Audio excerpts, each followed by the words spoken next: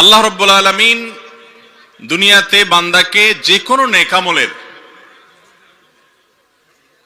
একটা নগদ ফিডব্যাক দিয়ে থাকেন, আর আখিরাতে অনন্ত অসীমকালে তার যে পুরস্কার, তার যে জাযা, তার যে বদলা, সেটা তো আল্লাহ তো দিয়েই থাকেন। ওয়াদা গোটা কোরআন জুড়ে আল্লাহ তাআলা সেটাই করেছেন। আর যদি কোনো পাপের কাজ, অপরাধের কাজ, হারাম কাজ কোনো মানুষ করে, তাহলে সে পাপের কাজের শাস্তিও আল্লাহ তাআলা আখিরাতে দেন।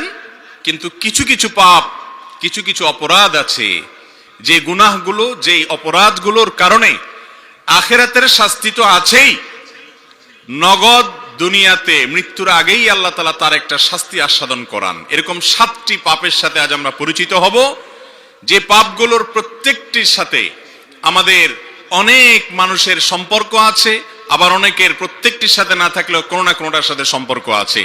আমরা আজকের আলোচনা শুনবো এই উদ্দেশ্যে যে এই 7টি পাপ থেকে আমি নিজেকে পরিপূর্ণভাবে বাঁচিয়ে নিব এবং সরিয়ে নিব, এ থেকে নিজেকে দূরে রাখবো, আল্লাহর কাছে আগের গুলোর জন্য তওবা করে ক্ষমা চেয়ে নিব। এই উদ্দেশ্যে আমরা আলোচনা শুনবো ইনশাআল্লাহ। আর কিছু হতভাগা আছে, যেই হতভাগাদের জন্য তাদের কৃতকর্মের কারণে দুনিয়াতে যেরকম শাস্তির ব্যবস্থা আল্লাহ রেখেছেন, আখিরাতেও তার জন্য শাস্তির ব্যবস্থা রেখেছেন। আজ আমরা সেরকম 7টি অপরাধ, কবিরা গুনাহ, মহাপাপের সঙ্গে পরিচিত হব, যেগুলো সম্পর্কে রাসূল করিম সাল্লাল্লাহু আলাইহি ওয়াসাল্লাম ঘোষণা দিয়ে গেছেন যে এই অপরাধ করলে মনে রাখবে শাস্তি আখিরাতেরটা তো আছেই, দুনিয়াতে তোমাকে ভোগ করে যেতে হবে, শাস্তি ভোগ ছাড়া যেতে পারবা না। জানা দরকার আছে না নাই সেগুলো? আর সেই হারাম কাজগুলো যেগুলোর কারণে দুনিয়াতে নগদ শাস্তি হবে, তার মধ্যে থেকে সর্বপ্রথম যে হারাম কাজের কথা বলতে চাই সেটা হলো মা বাবার অবাধ্যতা, নাফরমানি, উকুকুল ওয়ালিদাইন হাদিসের ভাষায়, কোরআনের ভাষায়। আর এই সম্পর্কে মুস্তাদরাকে হাকিমের একটি হাদিসে নবী করিম সাল্লাল্লাহু আলাইহি সাল্লাম বর্ণনা করেছেন, যে হাদিসটি বর্ণনাকারী সাহাবী আনাস ইবনে মালিক, তিনি বলেন নবী করিম সাল্লাল্লাহু আলাইহি সাল্লাম বলেছেন, ওয়া বাবানি মুআজ্জালানি উকুবাতুহুমা ফিদ দুনিয়া আল বাগয়ু ওয়াল উকুক। মানুষ যত পাপ করে, অপরাধ করে, যত অন্যায় এবং অনাচার করে, এর মধ্যে একটা পাপ এমন আছে যেই পাপের কারণে আল্লাহ তাআলা দুনিয়াতে নগদ শাস্তি দেন, আর সেটা হলো উকুকুল ওয়ালিদাইন বা মা বাবার নাফরমানি। মা বাবার কি করা ভাই? নাফরমানি করা। নাফরমানি মানে কি? মা বাবার অবাধ্য হওয়া। তারা যদি কোনো কাজের নির্দেশ করেন, সে নির্দেশকে আপনি আমলে নিলেন না, তোয়াক্কা করলেন না, মানলেন না, মা বাবার আদেশকে লঙ্ঘন করলেন, পাত্তা দিলেন না, কথা শুনলেন না, এবং তাদের প্রতি অবিচার হয়, জুলুম হয়, অথবা তাদেরকে ধমক দিয়ে কোনো কথা বললেন, এরকম কোনো কাজ যদি করেন, সেটা হলো মা বাবার কি করা ভাই? নাফরমানি করা। মা বাবা এমন একটা বিষয়, ইমানদারের জন্য সবচেয়ে কঠিন পরীক্ষাগুলোর মধ্যে একটা পরীক্ষার জায়গা। বিশেষ করে যখন বয়স বেশি হবে ওনাদের, এমন এমন অযৌক্তিক কথা বলবেন যে সেটা কোনোভাবেই আপনি মানতে পারবেন না। অযৌক্তিক, বেশরিয়াতি কথা না, দুইটা দুই জিনিস। বেশরিয়াতি কথা বললে, মা বাবা বললেও সেটা শোনা যাবে। লা তাআতা লি মাখলুকিন ফি মাসিয়াতিল খালিক। আল্লাহর কথা যদি লঙ্ঘন হয়, তাহলে কারোর কথা মানা যাবে না, সেটা উস্তাদ হোক আর মা বাপ হোক বা যেই হোক, দলের নেতা হোক আর যেই হোক। আল্লাহর নির্দেশকে লঙ্ঘন করে পৃথিবীতে কারোর নির্দেশ মানা যাবে না। কিন্তু মা বাবা অনেক সময় এমন কিছু কথা বলেন যে কথাগুলো আল্লাহর আদেশ নিষেধের ব্যাপার না, কিন্তু দুনিয়াবী দৃষ্টিকোণ থেকে অযৌক্তিক। যেমন কথার কথা বললেন যে বাবা তুমি এখন এই কাজটা করো, আপনি দেখছেন যে এই কাজটা এখন করার দরকার নাই, একেবারে অপ্রয়োজনীয়, কিন্তু উনি বাচ্চার মতো সেটাই চাচ্ছে বারবার। তখন আমরা বেশিরভাগ ক্ষেত্রে কি করি? একেবারে আপাদমস্তক নামাজি মানুষটাও, লম্বা দাড়িওয়ালা মানুষটাও, মুহাদ্দিস মুফাসসির মাওলানা সাহেব, ইমাম সাহেব, খতিব সাহেব, বেশিরভাগ ক্ষেত্রেই এই টাইমগুলোতে নিজেকে আমরা ঠিক রাখতে পারি না। মা বাবাকে আমি পরীক্ষার বস্তু এই জন্য বলেছি, আল্লাহ রাব্বুল আলামিন তাদেরকে দিয়ে নির্দেশ করেছেন যে তারা যা বলবে তা মানতে হবে। আল্লাহর আদেশের খেলাফ যতক্ষণ না হবে ততক্ষণ পর্যন্ত তোমাকে মানতে হবে। তাদের আদেশ মানা তোমার জন্য ওয়াজিব, আবশ্যক, না মানলে গুনাহ হবে। তারা যদি তোমাকে অযৌক্তিক কিছু বলে, তাহলে তুমি যদি তোমার সক্ষমতায় না থাকে না মানলা, কিন্তু তাদের সাথে ধমক দিয়ে বেয়াদবি করে কথা বলা যাবে।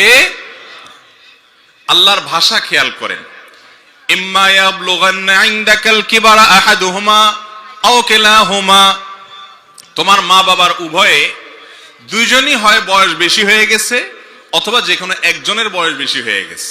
দেখেন, ফালা তাকুল লাহুমা উফফিন ওয়ালা তানহারহুমা, মা বাপকে ধমক দিয়ে কথা বলো না, উফ এটা বলো না, তাদের সামনে বিরক্তি প্রকাশ করো না যখন তাদের বার্ধক্য আসবে। আল্লাহ এই কথা কেন বললেন? বার্ধক্য আসার পর তাদের সাথে এই বেয়াদবি করো না, তার মানে জোয়ান বয়সে বাপের সাথে বেয়াদবি করলেও অসুবিধা নাই। কি বলেন, মাফহুম মুখালাফ থেকে কি এটা বোঝা যায়? আল্লাহ বলছেন তোমার মা বাবা দুইজনেই অথবা দুইজনের কোনো একজন যখন বুড়ো হয়ে যাবে, বয়স বেশি হয়ে যাবে, তখন তাদের সাথে উপ বলিও না, ধমক দিয়ে বলিও না। তার মানে তো এটাই দাঁড়ায় যে জোয়ান বয়সে থাকলে তাহলে করা যাবে, কারণ আল্লাহ তো বলছে বার্ধক্য হলে করিও না। কি বলেন, জোয়ান বয়সে মা বাবার সাথে বেয়াদবি করা যাবে? আসলে এটা হলো কয়েদে ইহতেরাজি বলতে পারেন, কয়েদে ইত্তেফাকি বলতে পারেন। অর্থাৎ আল্লাহ রাব্বুল আলামিন মূলত বুঝাতে চাইছেন যে মা বাবার সাথে বেয়াদবি তো মানুষ বুড়াকালেই করে। মা বাবা যখন বয়স বেশি হয় তখনই তো কথাবার্তা ছেলের সাথে মেয়েদের সাথে অ্যাডজাস্ট হয় না। নতুন জেনারেশনের মানুষ, নিউ জেনারেশন, তারা অনেক আপডেটেড, অনেক কিছু বুঝে, 2 ইঞ্চি 2 লাইন বেশি বুঝে। বাপ বেচারা আগের যুগের মানুষ, চিন্তা সব পুরাতন, এই জন্য সব বলে যা ছেলের মাথায় ধরে না। বলে কি মুরব্বী, আব্বা বলে কি, আম্মা বলে কি, মাথায় ধরে না। তো এই টাইমটাতে সাধারণত মা বাবার সাথে বেয়াদবিটা বেশি হয়। জোয়ান বয়সে বেয়াদবি করলে থাপ্পড় খাবে, কারণ বাপের তখন শক্তি আছে, মার শক্তি আছে, কানটা মলে বাইর করে দিবে।